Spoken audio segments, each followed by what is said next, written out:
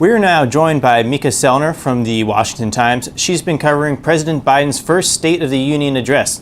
Mica, thanks for joining us. And can you tell me, what is your first initial reaction to this? Yeah, so President Biden definitely painted a very optimistic picture last night in terms of, U.S. strength on the foreign stage with everything going on in Ukraine, but also painted a hopeful vision for passing his domestic agenda, particularly when it comes to some of his social spending plans over the failure of Build Back Better. So it seems like he did not mention that bill by name, but kind of asked for some of the priorities of that to be passed along, especially ahead of the midterms. Mm-hmm. And yeah, you mentioned there's a lot of talk about foreign policy in this one. The first thing he talks about there is the Russian invasion of Ukraine. What was he kind of saying about that there? I think he reiterated that Americans stand with Ukraine, and that that he is going to push hard against Russian authoritarianism. I think he highlighted his sanctions and some of the moves that his administration has made so far in the region there. And then he also threatened to move forward with other areas. If this continues, and it looks like right with the way that it's going right now, he announced that the U.S. will no longer allow Russian aircraft to fly over. So, just kind of double down on some of his threats that he's been making in the past couple of weeks. Mm-hmm. Yeah, definitely the invasion kind of changed up how the speech was supposed to go, because he was really supposed to be more focused on his domestic policy. Is that correct? Yes. So what was to be expected was that he was going to talk mostly about his social agenda and priorities that he wanted to get done on the domestic front. But yes, definitely, I do think there was a large shift in the last couple of days of how exactly this speech was going to be made.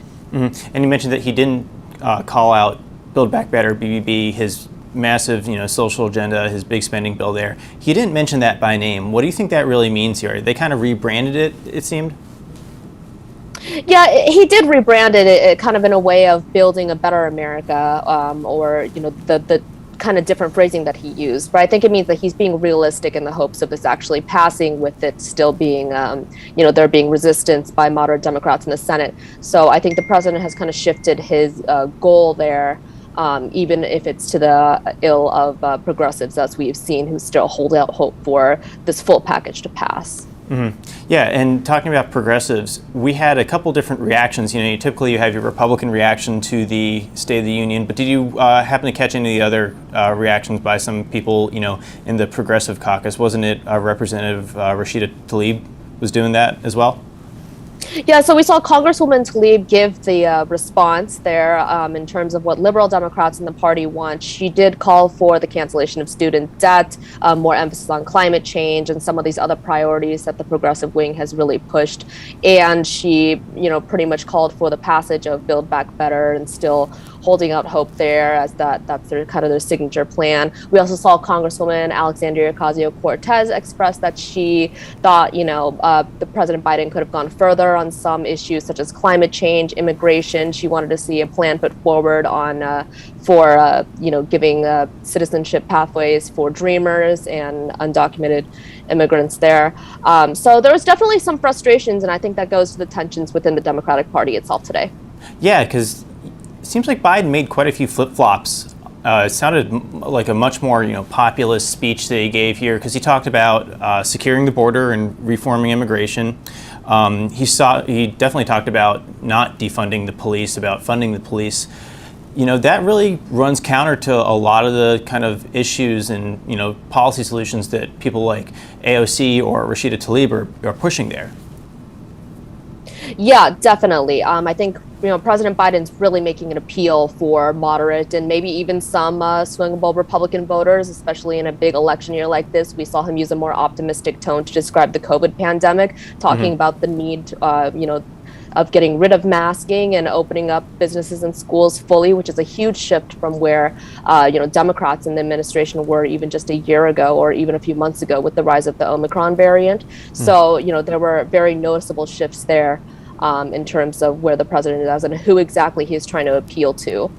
Yeah, and people can have short memories, but I'm just wondering if people are actually gonna, based on what happens in the next months leading up to November, if people are actually going to take this seriously as like a real reset for the Biden administration, based on the past year of what we've seen. I mean, harsh lockdowns, harsh COVID measures, and then letting all these different crises kind of erupt. But now he's saying that we're actually going to take these seriously. I guess, do you think that the Biden administration is serious about doing that? I think it depends what their actions are. Some of his rhetoric, even in terms of immigration, has shifted and saying that we need to, inflict border security and control the immigration problem that has been one of his lowest points in his administration, as well as inflation and the economy. We saw him touch on that, but we didn't really see too many direct plans come out of what he was saying. I think he acknowledged some of these issues, but didn't really offer many proposals in terms of how he's actually going to mitigate these things. Mm-hmm. And then towards the end of the speech, as we know, Justice Breyer is retiring from the Supreme Court, and Biden has announced that Judge Ketanji Brown Jackson will, be his nominee to replace him. I heard that they are going to have hearings in the next couple of weeks on this. Do you think that's really the next big fight we're going to see on the Hill, or are there other things to look at? I think the Supreme Court will be a big one, and it could definitely be a galvanizing one for voters, but I don't expect it to be perhaps as big of a fight as it was in the past, just because of the way that the court is still skewed right now. But I definitely think that this is probably going to be the next big battle. Definitely, and I think the whole, his whole speech last night, in a way, felt subdued. Just whether it's because of the ongoing conflict in Ukraine, or a couple other things, it felt like a more low-key State of the Union. What do you think?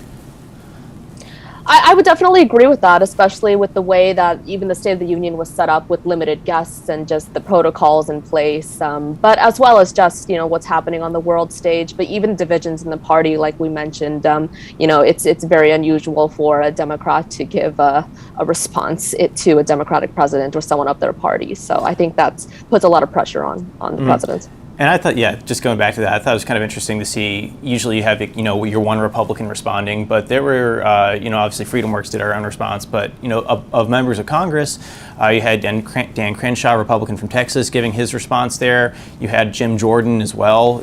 There was a lot more going on there than your typical one person responding.